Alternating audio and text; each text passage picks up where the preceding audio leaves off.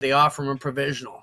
Wow, what a shitstorm that caused. Of course, the Chaz was there. He exposed it all. He's the type of asshole that I want to get on the show for you to fight with. Because you and him... Isn't he the one? Yes! My beef with the Chaz, and this is why I'd like to get into a debate with him myself, is you know how we bring in superstars into our big events, like at Ush Weekend, we'd pay a Kyle Larson or a Casey Kane to come up and race, and he just thinks that's the worst thing out because we're paying them to come in. But I have the other attitude. I mean, we see a lot of our pavement fans who maybe not be a dirt fan, but they'll come to see Casey Kane or a Christopher Bell race. They've never seen this kid on sprint cars and realize he's a million times better on dirt than he ever will be in a NASCAR. And that's where all his passion lies. We bring all these new fans out who we're creating new dirt fans because of these superstars. We're not blowing smoke up their ass and pumping up their tires just for the sake of it. I mean, it works. So I think there's so many arguments to have with Chaz. I think he'd be a hell of a polarizing figure to get him up to Ush Weekend one night just for shits and giggles. Anyways, Chaz is a guy who is pretty vocal. He's got a lot of followers on Facebook and social media. He goes out to these big dirt events and kind of asks the hard questions, doesn't really give a shit, doesn't care if he gets thrown out. He's a real controversial investigative report, if you will. Well, he happened to be on the scene. He started asking other parents how they thought about Bush's being offered this. So we don't really know the timeline about how it all came together. If I had to make an assumption, they probably got wind that they were going to give it to the Bush kid. Chaz was there, got everybody riled up. By the time they got back to the promoters, Bush said, wait a minute, we can't take it.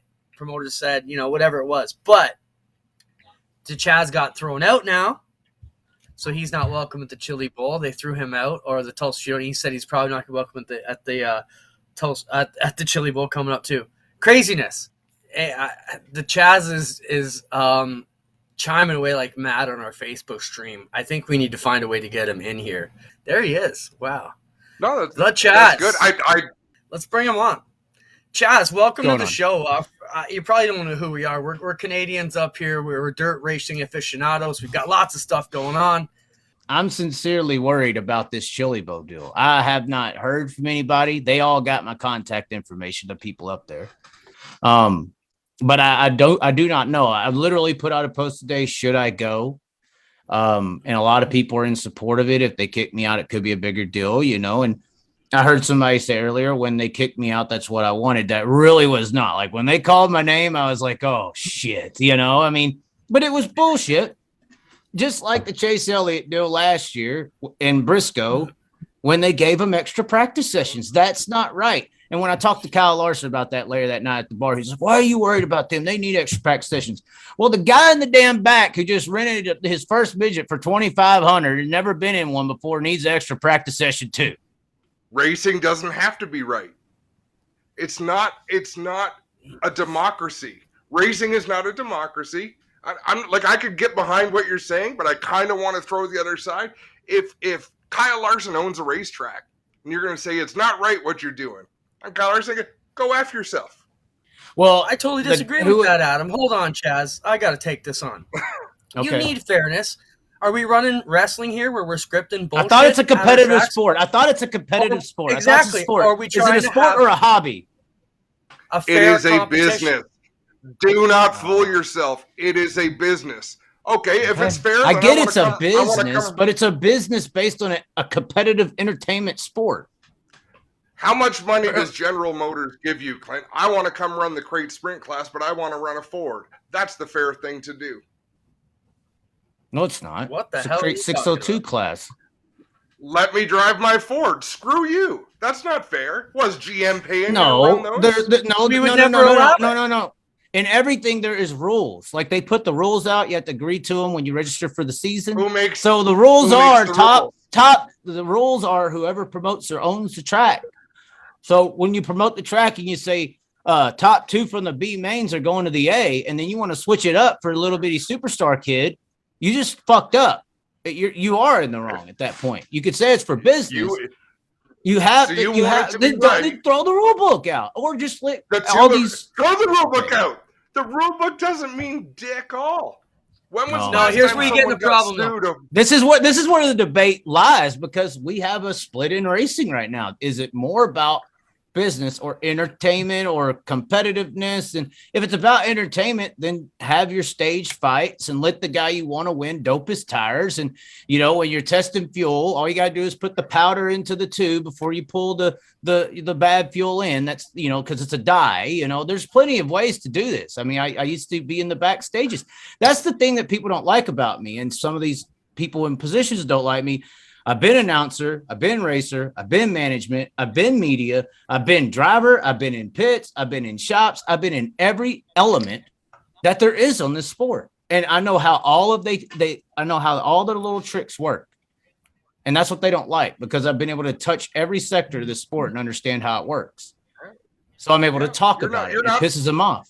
That's right. See, Adam, you're not alone. You're in good company. If you're like the WWE and you pay all of your racers and your race teams to come in and you have them all on contract and they all agree to come back every Saturday and play by your scripted bullshit and you changing the rules on your whim because you're running a, quote, business, hey, good on you. But there's no way in hell you're going to get racers to come back in an open market, open competition deal week after week if you keep throwing bullshit at them and doing the kind of shit that Chad calls out weekly.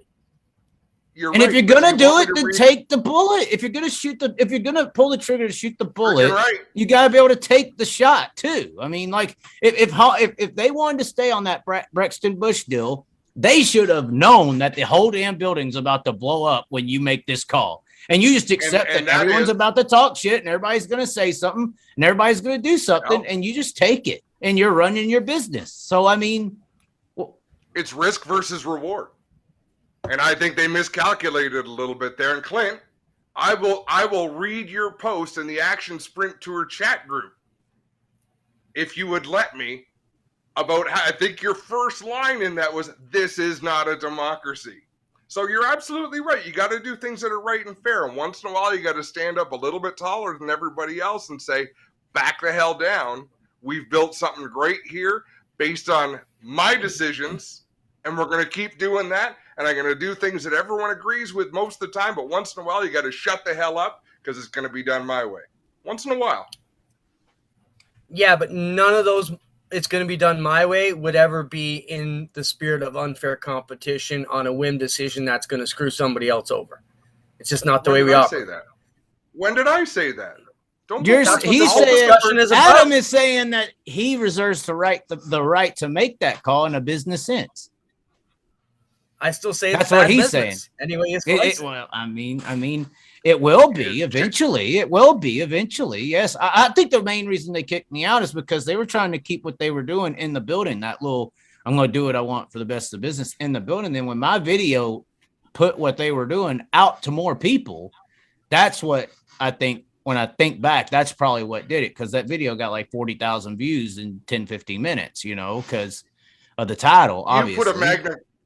You put a magnifying glass over what they had done, right? Yes. And you called people out. As far as I can tell, you didn't say any mistruth. Do you get welcomed into most venues that you want to go to, Chaz? Like, I want to talk about you. I would say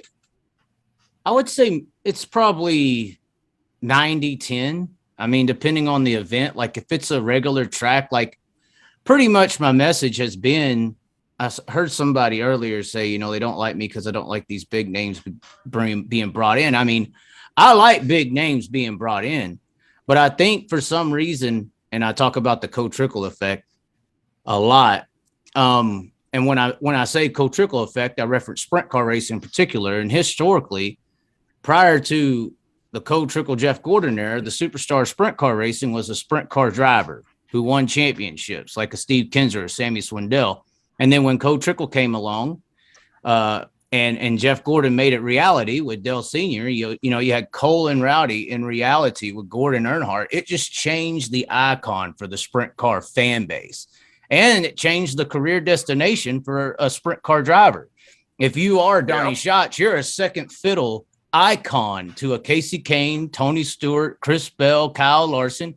You're no longer the hot shot icon that everybody wants to line up. This is why late models never had this effect. That's why they race for so much money, have so many drivers that aspire to be a big time late model racers, because if you're a big time late model racer to the fan base of dirt late models, you're the king dog of that sport.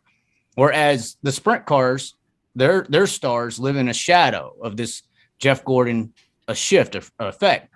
So I try to say if sprint car organizations and tracks and fans would start, trying to build big names with the names that they have, instead of trying to live on, I joke and say NASCAR welfare, trying to syndicate off to get popular in NASCAR and then get fans and attention through the welfare of bringing him in, that there's a more sustainable way to build up stars and actually get respect for your regular racers too. I mean, and then all you have to do is bring in the money factor, how much it costs to be a NASCAR driver, which a lot of people just ignore all the time. So a lot of regular promoters of tracks really like me. A lot of some series promoters like me. I run into issues when I deal with tracks or people who kind of have power in the system. Like World of Outlaws loves this situation because they are able to stay on top. Late models, they don't really care because their situation is still like an open market. But if I go to heavy outlaw territory like Pennsylvania, there's a lot of clicks. All you got to do is follow money. And there's a lot of clicks out there that kind of control and run stuff. And you got sponsorships that run a lot of things and have a lot of money in different places. And anytime somebody wants to talk, they just buy your mouth shut or they kick you out the building. Driver wise, it seems when I go in the pits, I'd say probably 75% of the drivers that listen like me a lot because they understand that they could be a Tom Brady, but they just didn't have no draft. They didn't have no 6th round draft pick. They just weren't 16 years old with $15 million to go be a NASCAR driver. You walk down to the regular end of the street, the regular guy, if he's ever heard of a dirt car, he's going to consider it flag football of racing because that's how it's projected. Your 25-year-old sprint car racer is looked at as somebody who failed in the high school and college of racing and didn't get drafted. Like that's the idea because that's what happens in every other sport. But let it be. That's my advice isn't worth shit. Chaz and Clint, so sorry that you haven't had much. Right. Don't sweat that because people like you, people like me and Clint, I embrace this. Like Steve Kinzer went to NASCAR. He couldn't cut it. It wasn't his thing. Go back to where you're the king of sprint cars. Those are the people I would rather be around. That's the race. I'm not saying sprint cars. I'm saying grassroots. I don't want grassroots to become like NASCAR because it'd be just chock full of the most bullshit you can imagine. Well, I mean, I don't want to defend Steve Kinzer and his NASCAR venture, although it was a ventured team with Kenny Bernstein. It was kind of a throw together team at the same time, which was a real good time in that shift of icon era that I'm talking about, to take the king and embarrass him in front of everyone in the Cup Series with a developmental team. Great marketing. Right at the same time that CART and Indy were splitting up. Just beautiful timing. Penske just got back in. You could go look. I honestly blame Bernie Ecclestone with Formula One for all this, but you don't want me to start dropping knowledge in companies and Carlyle groups and BlackRock investment hedge fund. I mean, hey, like I say all the time, motorsports is a microcosm of how the real world operates. It's all media moves what you think, and then money moves what's actually happening. I mean, that's what goes on all the time. But I would say to that, Steve Kinzer won $50,000 at the Kings Roll in 1984 when Dale Earnhardt Sr. won 42 or 47 at Talladega. But we don't get that money no more. And I think that's possibly because we don't have that real world relevance that we once had, and we don't have that respect from our own fan base. I think if the sprint car fan base was like the late model fan base, we would be worlds ahead right now. We're just not. The sprint car fan base is big, but it's superstar that it must come out and wrap around. I don't know if you've been to Williams Grove when Kyle Larson's trailer gets there, wrap around the corner while Donnie Schatz is next to him, empty with 5 or 10 people. That shows you who the superstar of this damn thing is. And it's not a sprint car racer. You could put Tyler Reddick's trailer next to Bloomquist. It ain't ever going to do that. Tyler Reddick's from dirt late models, but it's not that big of a deal. So, I mean, I see what you're saying. You don't want it to become corporatized. And I just think that there's a lot of money out there grassroots wise that could make it bigger. and have better payouts and more payouts to where the driver doesn't have to leave dirt to make money. Because when I talk to David Gravel or any of these guys who have attempted to go to NASCAR, their only reason is we want to make some money and not die. Like, that's kind of like, we don't want to have such a high risk, and we want to make a little more money. But if we were self-sustainable, if our fan base would support it enough, if we could build our fan base a little bit more to where it's not just the diehards, because the fans in the stands are getting a little older, it's not just the diehards. Every successful business works on 20% diehard and 80% rotational. And we ain't been building 80% rotational for a while. We're lucky. There is good to the Larson effect and the Tony Stewart. We're lucky to bleed some of these guys over, or we would be even in more of a traumatic situation. But there are some things that could change to where we don't always have to be dependent on those guys to bring in fans. That's all I say. This is how we ride. This is how we do. Riding mud, sliding up higher in the groove. Don't give a damn about the cash we're spending. With the time we got, we choose to play it on the go, to stay out on the run. We all high, wild, and handsome. Ain't telling you what's right or wrong or what to choose. Hey, but this is how we do. This is how we do.